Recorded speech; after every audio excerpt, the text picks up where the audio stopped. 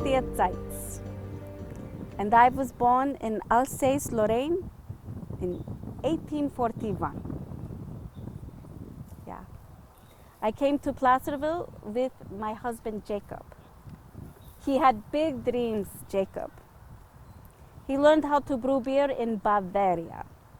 And he wanted to bring real beer to the poor, unwashed masses of the gold rush. Trouble is, he missed the gold rush by about 10 years. By the time his brewery was built in 1862, most of the miners were gone, but there were still drinkers. As our family grew, Jacob built our house onto the brewery. Oh, the brewery. Sometimes I wondered who my Jacob was married to, me or the brewery. I gave him 10 children. 10. George was born before the brewery was built in 1860, and then Adele, 62, Jake in 64, Emma in 66, Eugenia in 68, Frederick, my little Freddie, in 1870, and Dorothea in 74. My God, she was a handful. I had a little break there. And then Robert was born in 77, Eddie in 79, and then finally my little Frank. He was born in 1881. I loved each and every one of them, each and every one. And I loved my Jacob too.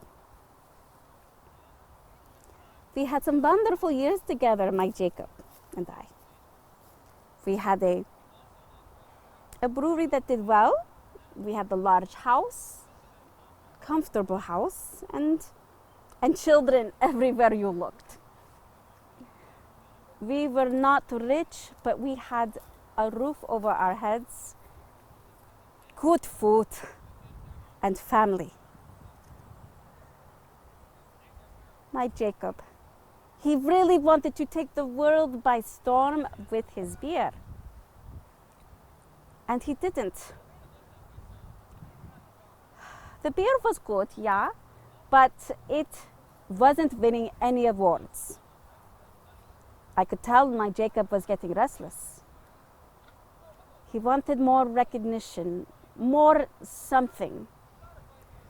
When he would talk to his customers, he would tell them about an update to the recipe that would be the one, the beer that would make him famous. As our younger children were being born, the older ones started to work in the brewery, being trained by their father. Little did we know that they were training to take over. And to be honest, I don't think Jacob knew either.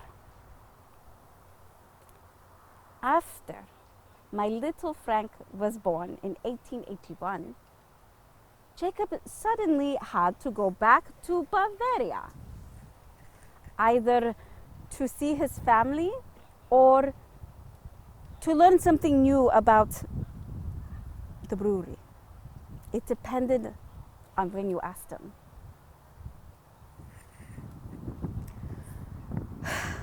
I never heard from him again.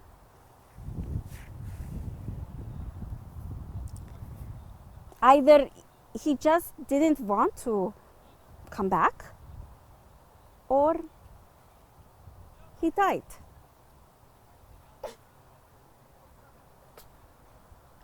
It did not matter.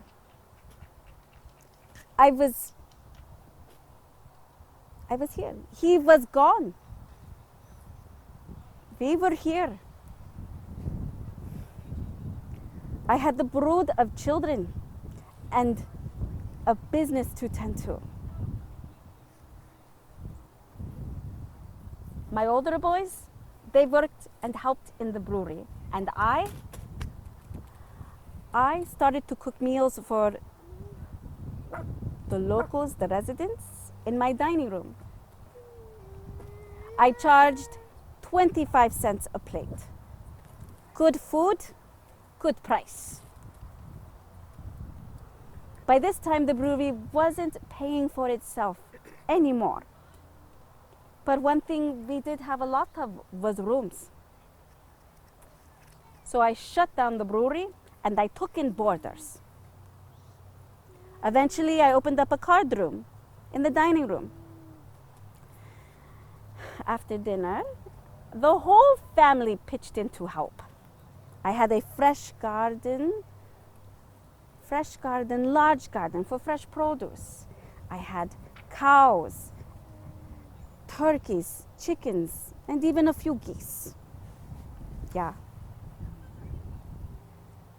Eventually, I put and I hung a shingle out front that read, boarding and lodging, meals and beds, 25 cents. We did quite well for ourselves for a while. And I worked long and hard days until I retired in 1915. Over 50 years. I announced my retirement in the Mountain Democrat. And I thanked all of the residents and for their patronage over all these years. I cited ill and failing health, but I was just tired. 4 years later, just before Christmas, I passed away in my home, peacefully and alone. My funeral was held at my daughter's house before I was interred here at Union Cemetery. I'd like to think that my life was full of purpose. Some people say it was a hard life. I'd like to think it was an important life. 8 of my children grew into old age themselves. Good, hard-working people. I am proud of that. Yeah.